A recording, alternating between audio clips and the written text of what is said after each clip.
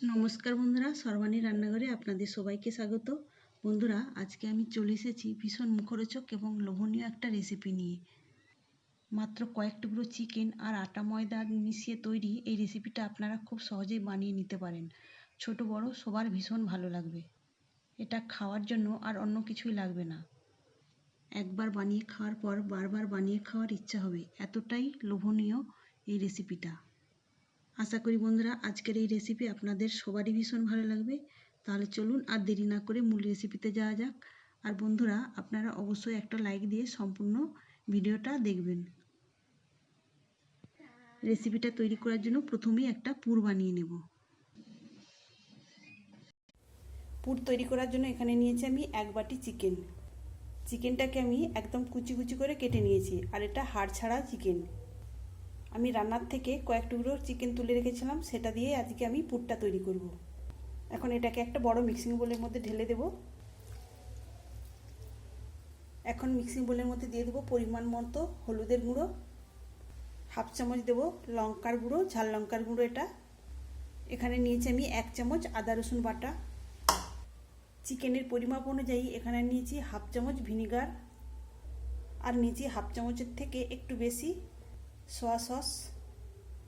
এখন দিয়ে দেবো পরিমাণ মতো লবণ।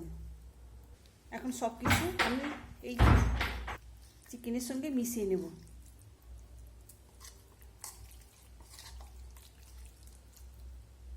এখানে চিকেনের সঙ্গে সব কিছু উপকরণ আমি ভালো করে মিশিয়ে নিয়েছি। এখন এটাকে 10 মিনিট রেস্টে রেখে দেবো। সেই ফাঁকে আরও কিছু উপকরণ আমি রেডি করে নেব।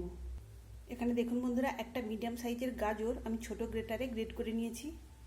আর এখানে একটা বড় সাইজের পেঁয়াজকে আমি ছোট কুচি করে কেটে নিয়েছি। এখানে নিয়েছি 1 চামচ রসুন, রসুনটাকেও ছোট গ্রেটারে গ্রেট করে নিয়েছি। আর কিছুটা ধনেপাতা কুচি আমি নিয়েছি। আর নিয়েছি একটা বড় সাইজের টমেটো, এই পাকা টমেটোটা আমি ছোট কুচি করে কেটে নিয়েছি। এদিকে চিকেনটা আমি ম্যারিনেট করে রেখেছিলাম, এটা এখন আমি তেলে ভেজে নেব। চিকেনটা ভাজার জন্য গ্যাস অন করে একটা কড়াই বসিয়ে তার মধ্যে দিয়ে দিয়েছি 2 টেবিল চামচ সরিষার তেল। তেলটাকে ভালো করে গরম করে নিতে হবে। তেলটাও গরম হয়ে গেছে, এখন আমি এই ম্যারিনেট করে রাখা চিকেনটা তেলে দিয়ে ভেজে নেব। এই সময় গ্যাসের ফ্লেমটাকে কমিয়ে দিয়ে নাড়াচাড়া করে ভাজতে হবে, তাহলে কিন্তু চিকেনটা সুন্দর করে ভাজাও হবে আর সেদ্ধও হয়ে যাবে। একটু নাড়াচাড়া করে আমি 2-4 মিনিটের জন্য ঢেকে দেবো। এখানে মিনিট 3 ঢাকা চাপা দিয়ে আমি এটাকে সেদ্ধ করে নিয়েছি। আর দেখুন বন্ধুরা, এখানে চিকেন থেকে জলও বেরিয়েছে। এই জলটা এখন নাড়াচাড়া করে আমি শুকিয়ে নেব। চিকেনটা কিন্তু খুব সুন্দরভাবে সেদ্ধ হয়ে গেছে। এই সময় গ্যাসের ফ্লেমটাকে বাড়িয়ে আমি জলটা শুকিয়ে নেব। এইভাবে চিকেনের পুর বানাতে হলে আলাদা করে চিকেন কেনার কোনো প্রয়োজন নেই। রান্নার জন্য চিকেন আনলে তার থেকে কয়েক টুকরো তুলে রাখলেই চিকেনের পুর বানানো হয়ে যাবে। এখানে চিকেন থেকে জলটা শুকিয়ে গেছে, এখন এটাকে একটা পাত্রে আমি তুলে নেব। একই কড়াইয়ের মধ্যে আবারও দিয়ে দেবো 2 টেবিল চামচ সরিষার তেল। তেলের মধ্যে দিয়ে দিলাম হাফ চামচ গোটা জিরা। জিরাটাকে ভেজে নেব। এবার এর মধ্যে দিয়ে দিলাম আমি রসুন। রসুনটা আমি 1 চামচ ছোটো গ্রেটারে গ্রেট করে নিয়েছিলাম, সেটাই দিয়ে দিলাম। একটু নাড়াচাড়া করে নিয়ে এর মধ্যে দিয়ে দেবো কেটে রাখা কাঁচা লঙ্কা। এখানে আমি 2টো কাঁচা লঙ্কা কুচি করে কেটে নিয়েছিলাম। কাঁচা লঙ্কাটা দিয়ে একটু নাড়াচাড়া করে নিয়ে এর মধ্যে দিয়ে দেবো কেটে রাখা পেঁয়াজ। তবে খুব বেশি লাল করে ভাজার প্রয়োজন নেই, হালকা করে একটু ভেজে নিলেই হবে। এখন কেটে রাখা গাজরটা দিয়ে দিলাম। গাজরটা দিয়ে এবার নেড়েচেড়ে ভেজে নিতে হবে। এখানে ছোটো গ্রেটারে গ্রেট করে নিয়েছি গাজর, তাই সেদ্ধ হতে খুব বেশি সময় লাগবে না। বন্ধুরা, আগে পেঁয়াজটা দিতে ভুলে গিয়েছিলাম, আমি একই সঙ্গে পেঁয়াজটা দিয়ে দিলাম। এখন এক সাইডে আমি পেঁয়াজটাকে একটু নাড়াচাড়া করে ভেজে নিব। আবার একটু আমি সরিষার তেল দিয়ে দিলাম। এই সময় গ্যাসের ফ্লেমটাকে বাড়িয়ে আমি পেঁয়াজটাকে একটু হালকা করে ভেজে নেব।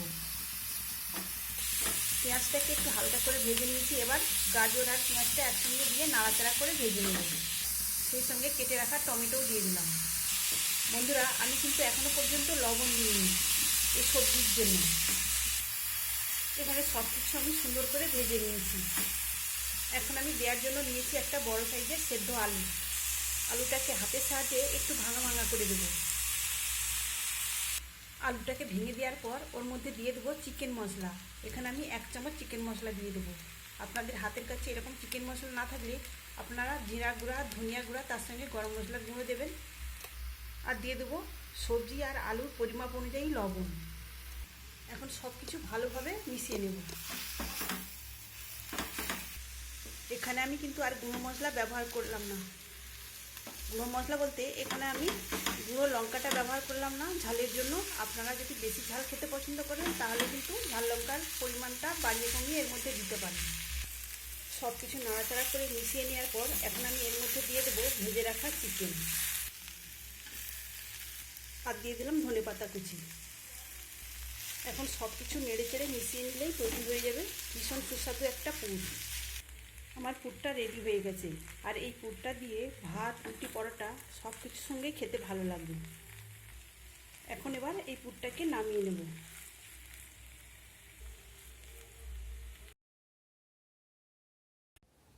আজকের রেসিপির জন্য লাগবে আটা কিংবা ময়দা। তবে আজকে আমি নিয়েছি 1 বাটি ময়দা, তার সঙ্গে এখন দেব 1 বাটি আটা।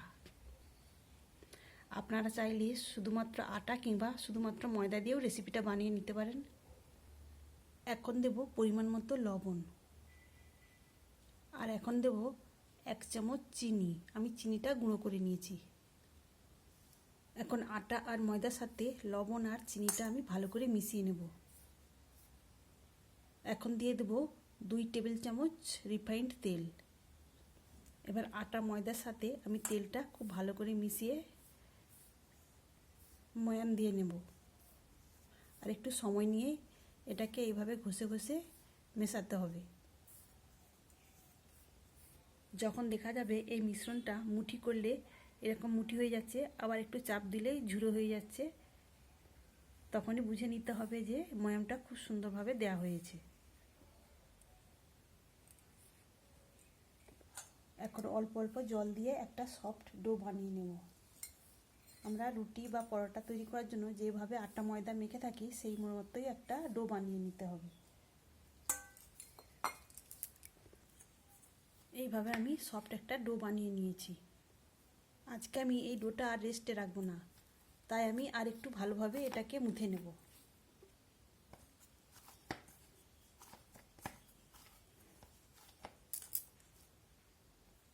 এখন এই লেচিটা থেকে, এই ডোটা থেকে আমি লেচি কেটে নেব।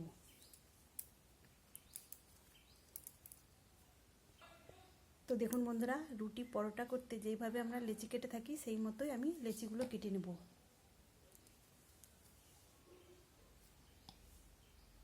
এখানে আমি সবকটা লেচি কেটে নিয়েছি। এখন একটা লেচি তুলে নিয়েছি। এবার এটাকে গোল করে নেব। এইভাবে গোল করে নেওয়ার পর আমি ময়দা ছড়িয়ে রুটির মতো করে বেলে নেব।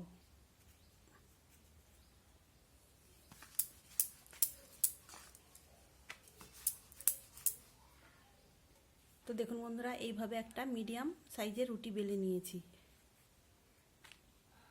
এবার এই রুটির উপরটাতে আমি একটু টমেটো কেচাপ লাগিয়ে দেব। এই টমেটো কেচাপটা আমার বাড়িতে বানানো। এই টমেটো কেচাপের রেসিপি আমার ভিডিওতে দেয়া আছে, আপনারা চাইলে দেখে নিতে পারেন। এখন এবার তৈরি করে রাখা চিকেনের পুরটা আমি এক সাইডে সেট করে দেব। তবে এই সাইডে খানিকটা ফাঁকা রেখেছি। এখন অপর সাইডটা আমি এইভাবে ভাঁজ করে নেব। এইভাবে ভাঁজ করে দেওয়ার পর সাইডটাতে এইভাবে চেপে চেপে দিতে হবে।